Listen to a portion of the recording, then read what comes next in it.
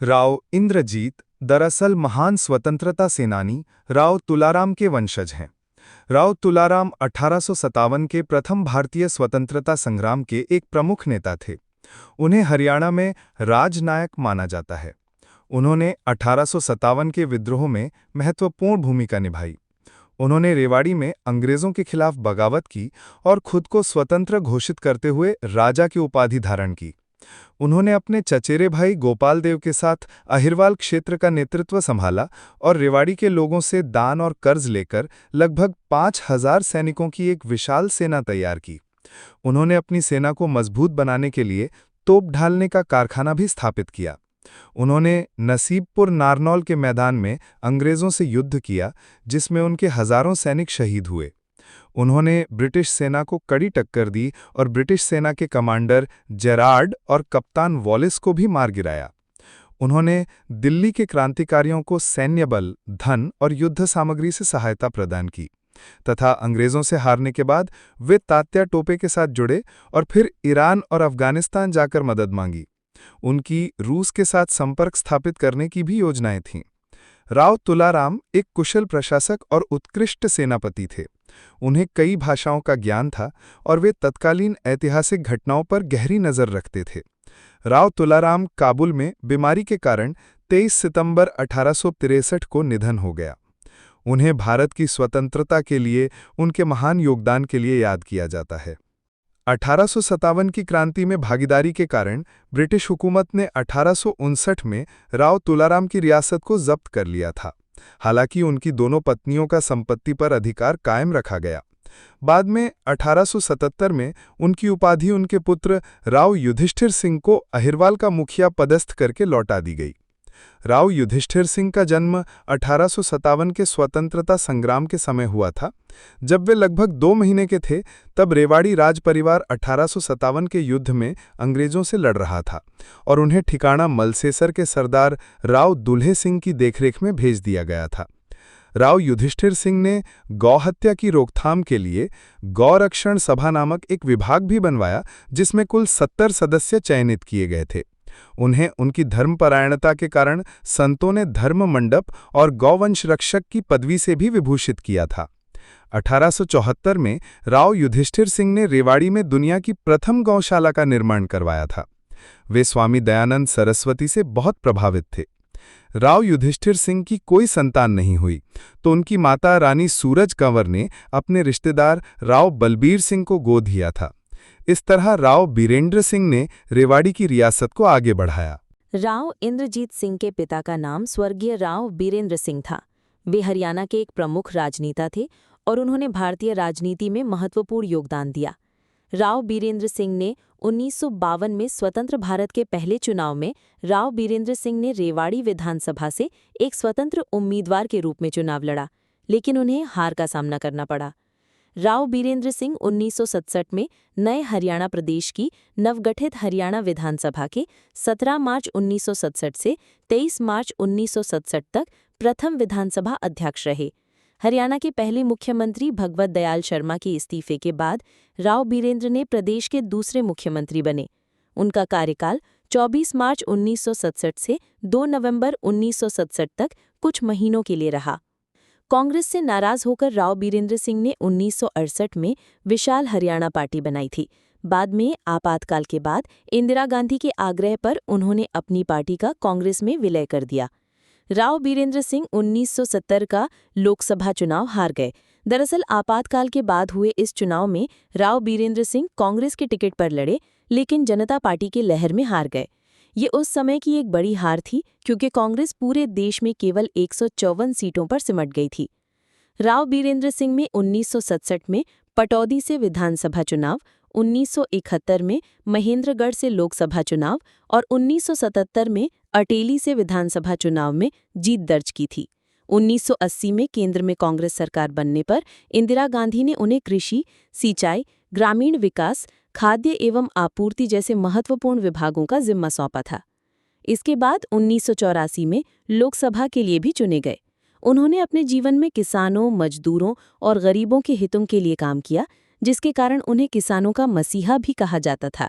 राव इंद्रजीत सिंह हरियाणा के एक कद्दावर नेता हैं जो अहिरवाल क्षेत्र में मजबूत पकड़ रखते हैं।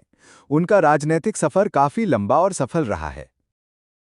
राव इंद्रजीत सिंह ने अपने राजनीतिक करियर की शुरुआत 1977 में जाटूसाना विधानसभा क्षेत्र से की थी।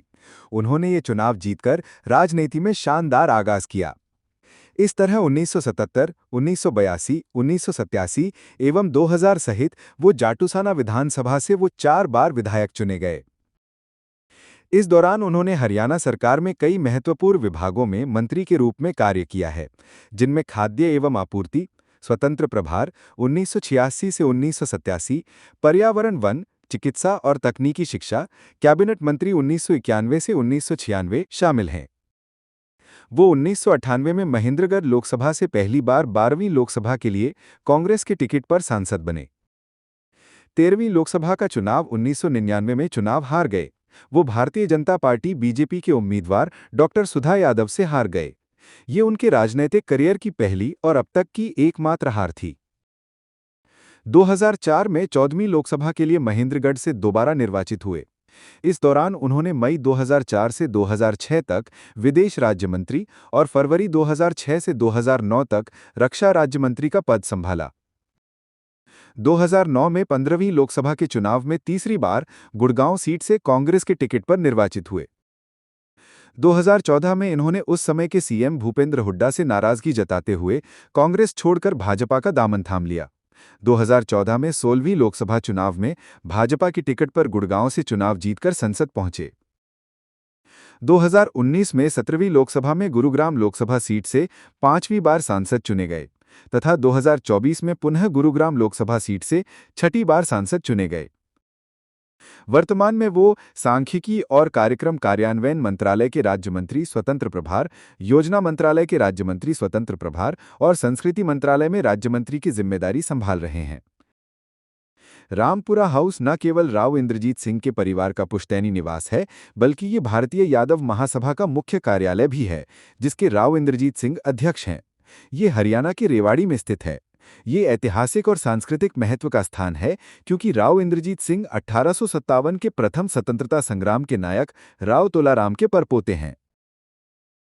राव इंद्रजीत सिंह ने हरियाणा विधानसभा और भारतीय संसद दोनों में महत्वपूर्ण भूमिका निभाई है। उन्होंने कांग्रेस के साथ अपने करियर की शुरुआत की, कई चुनाव जीते और हारे और अंततः भाजपा में शामिल होकर केंद्रीय राजनीति में एक मजबूत स्थिति बनाए हुए हैं। उन्होंने अहिरवाल को भारतीय जनता पार्टी का गढ़ बनाने में अहम भूमिका निभाई है। केंद्रीय राज्य मंत्री राव इंद्रजीत सिंह ने हाल के वर्षों में कई बयान दिए हैं जिन्हें कुछ लोग विवादित मानते हैं। हालांकि उनके बयानों को लेकर कोई स्पष्ट घटना नहीं है जिसे विवादित कहा जाए, लेकिन कुछ बयान और घटनाएं चर्चा में जरूर रही हैं। राव इंद्रजीत सिंह ने हरियाणा विधानसभा चुनाव 2024 के दौरान और बाद में दक्षिण हरियाणा यानी विशेष रूप से अहिरवाल क्षेत्र को अधिक महत्व देने की बात कही। उन्होंने सुझाव दिया कि मुख्यमंत्री का पद दक्षिण हरियाणा से होना चाहिए क्योंकि इस क्षेत्र ने बीजेपी को लगातार समर्थन दिया है। उनके इस बयान को कुछ लोग पार्टी के भीतर नायब सिंह सैनी की मुख्यमंत्री उम्मीदवारी के खिलाफ दबाव बनाने की रणनीति के रूप में देखते हैं। इससे बीजेपी के भीतर अंदरूनी खींचतान की अटकलें शुरू हुईं।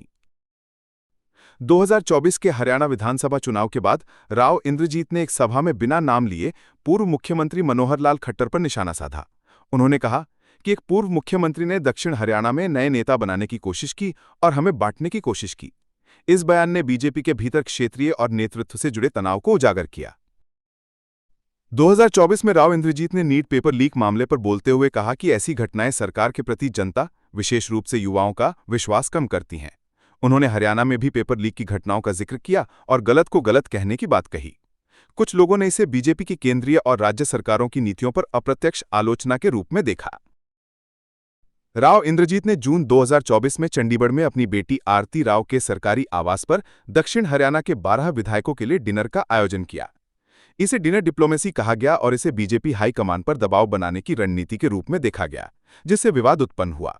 कुछ मीडिया रिपोर्ट्स में दावा किया गया कि राव 9 विधायकों के साथ बगावत कर सकते हैं, जिसे उन्होंने सोशल मीडिया पर खारिज कर दिया, ये कहते हुए कि वो और उनके सहयोगी बीजेपी के साथ मजबूती से खड़े हैं। इन डिनर करने वाले नेताओं में एक नांगल चौधरी से कांग्रेस की विधायक मंजू चौधरी भी शामिल थीं, जिन्होंने चुनाव में बीजेपी के प्रत्याशी एवं पूर्व मंत्री अभय यादव को हराया था। अभय यादव राव इंद्रजीत के दक्षिण हरियाणा के विरोधी खेमे से आते हैं। राजनीति के जानकार कहते हैं कि पूर्व सीएम मनोहर लाल ने अभय यादव और राव नरबीर सिंह को हमेशा राव इंद्रजीत को बैलेंस करने के लिए ज्यादा महत्व दिया और ये दोनों नेता मुखर होकर राव इंद्रजीत के खिलाफ बयानबाजी करते रहे हैं। इसी कारण 2019 के विधानसभा चुनाव में राव इंद्रजीत ने उस समय के मंत्री राव नरबीर सिंह की बादशाहपुर से टिकट कटवा दी थी। इस बार 2024 के विधानसभा चुनाव में अभय यादव की हार में राव इंद्रजीत की भूमिका बताई जा रही है।